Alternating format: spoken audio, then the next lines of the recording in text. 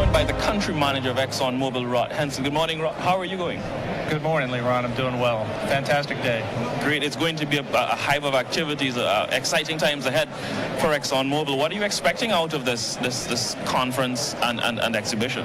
Well, let me say first, we're very proud to partner with the Ministry of Natural Resources, Go Invest, and Valiant on this inaugural 2018 GPEX. It's already exceeded our expectations in the number of delegates, the number of companies represented. What it's all about is capacity building and making connections.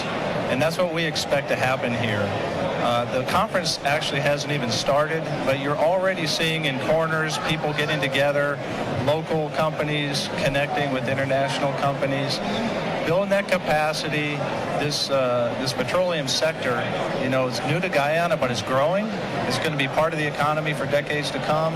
We need to continue to build capacity, get more people to understand what it's all about, and make those connections so that local companies can benefit. So I think this will go a long way to make that happen.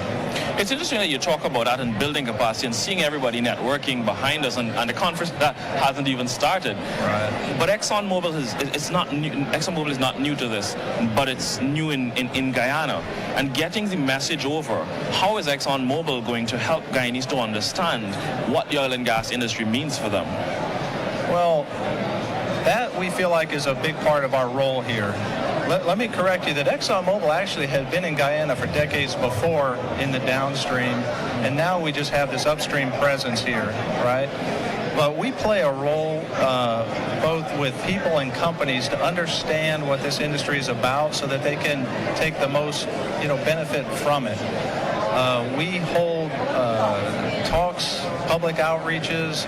We've opened a center for local business development over on South Road. Right. Now that's primarily for Guyanese companies, but that's a great place that companies can go to learn more about the industry. They've already put together 3 classes, essentially Oil and Gas 101. These classes are absolutely free. And they'll actually come to your company. If you have a large enough group, they'll come to your company and talk a little bit about what the oil and gas industry is all about. I would also sorry, Leron, but invite people to come to our website.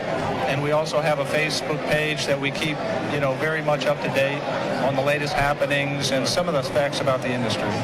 But you mentioned a short while ago upstream and downstream industries. How about you give us a little explanation? What's the difference between upstream and downstream?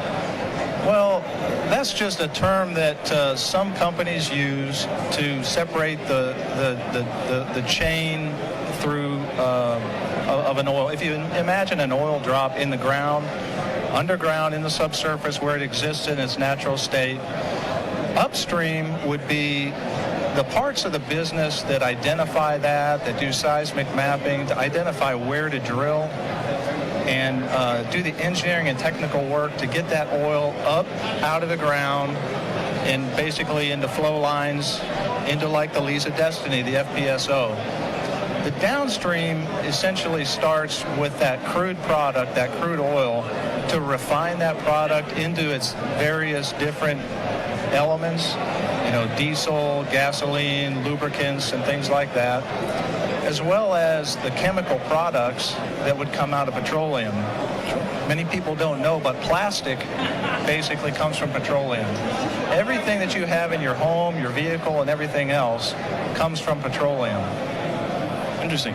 We talk about having first oil and gas by 2020 coming out of the ground, but has Exxon had a new find the other day? Have you quantified how many barrels that will amount to?